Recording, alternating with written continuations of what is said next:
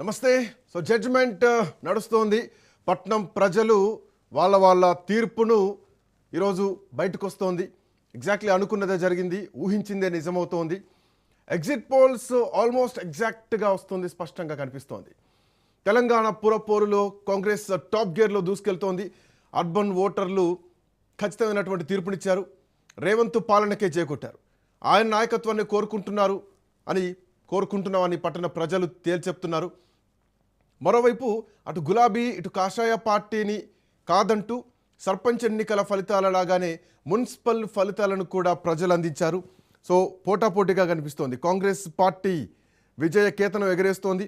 అన్ని కార్పొరేషన్లు 7 కార్పొరేషన్లు 16 మున్సిపాలిటీలకు జరిగినటువంటి ఎన్నికల్లో అధికార పార్టీకి తిరుగు లేకుండా పోయింది. మున్సిపాలిటీలు కార్పొరేషన్లు క్లీన్ స్వీప్ చేసే దిశగా హస్తం పార్టీ వెళ్తోంది.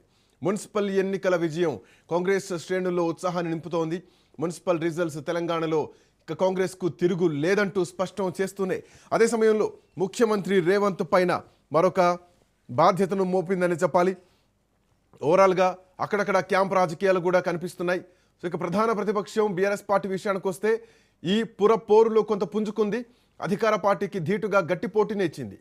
గ్రామ పంచాయతీ ఎన్నికలు అభ్యర్థుల బేస్ పైన నడిస్తే ఇక్కడ గుర్తులపైన నడుస్తూ ఉంటుంది. సో మున్సిపల్ ఎన్నికల ఫలితాల్లో కారు పార్టీ అక్కడక్కడ సింగిల్ డిజిట్కి పరిమితమైనా కానీ మంచి పట్టున్నటువంటి అంటే కేటీఆర్ ఉన్నటువంటి స్థానాల్లో కానీ హరీష్ రావు ఉన్నటువంటి ప్రాంతాల్లో కానీ బాగానే ఆకట్టుకునేటువంటి ప్రయత్నం చేశారు. సో తమపై నమ్మకంతో ఓటేసిన ప్రజలకు ఇప్పటికే గులాబీ లీడర్లు ధన్యవాదాలు చెప్తున్నారు. మరోవైపు ఇండిపెండెంట్ అభ్యర్థులు ఎవరైతే గెలిచారో వాళ్ళను తీసుకెళ్లడానికి ఇప్పటికే కొంత ఉద్రిక్తమైనటువంటి వాతావరణం కనిపిస్తోంది. మేడ్చల్లో కూడా అలియాబాద్లో కొంత ఉద్రిక్త వాతావరణం కనిపిస్తోంది. హంగర్ టెన్షన్ కూడా అక్కడక్కడ కనిపిస్తోంది. జనగామ లాంటి జిల్లాలో కానీ లేదంటే జగిత్యాల ఒక టగ్ ఆఫ్ వార్ నడిచింది. జగిత్యాల నీదా నాదా అనేటువంటి పంచాయతీకి తెర ఎట్టు పడబోతోందో చూడాలి. అక్కడ జీవన్ రెడ్డి కాంగ్రెస్ వర్సెస్ సంజయ్ కాంగ్రెస్ చాలా ఉత్కంఠభరితంగా మారింది. సో ఈ అంశం ఎట్లా ఉంటే ఇక తెలంగాణలో బీజేపీ తామే ప్రత్యామ్నాయం అని చెప్పుకుంటున్నటువంటి పరిస్థితుల్లో మున్సిపల్ ఎన్నికల్లో పెద్దగా ప్రభావం మాత్రం చూపలేకపోయింది. సింగిల్ డిజిట్కే పరిమితమైంది, స్పష్టంగా కనిపిస్తోంది. ఉత్తర తెలంగాణలో అనేక వార్డుల్లో బీజేపీ సత్తా చాటిన కానీ కీలకమైనటువంటి స్థానాలు గెలుచుకోలేకపోయింది. ఎంపీ ఎన్నికల్లో 8 పార్లమెంటు స్థానాలు దక్కించుకున్నప్పటికీ మున్సిపల్ ఎన్నికల్లో మాత్రం అంతగా సాధించలేదు భారతీయ జనతా పార్టీ నాయకులు.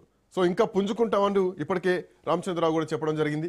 సో 16న జరిగేటువంటి చైర్మన్ మేయర్ ఎన్నికల్లో ఎక్స్ అఫిషియో సభ్యుల సహకారంతో మెజార్టీ మున్సిపాలిటీ కార్పొరేషన్లను హస్తగతం చేసుకునేందుకు కాంగ్రెస్ పార్టీ వ్యూహ రచన చేస్తోంది.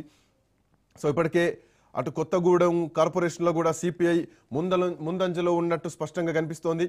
8 చోట్ల సిపిఐ అభ్యర్థుల గెలుపు కొత్తగూడెంలో ఖరారైపోయింది. కాంగ్రెస్ పార్టీ 6 చోట్ల, బీఆర్ఎస్ పార్టీ 2 చోట్ల విజయం సాధించింది.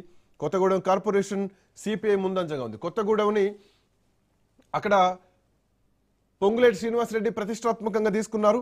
ఆయన ఇన్ఛార్జిగా ఉండి భుజాన వేసుకున్నారు. బట్ కొత్తగూడెం కార్పొరేషన్ సిపిఐ ఖాతాలో పడ్డట్టుగా కనిపిస్తోంది. సిపిఐ ప్రస్తుతానికి కొత్తగూడెంలో ముందంజలో ఉంది. సో ఇట్లా కొన్ని హాట్ సీట్స్ ఉన్నాయి. వాటిపైన కూడా మాట్లాడదాం. ఒక చిన్న బ్రేక్ తీసుకుందాం. బ్రేక్ తర్వాత అప్డేట్స్ విల్ బి కంటిన్యూడ్.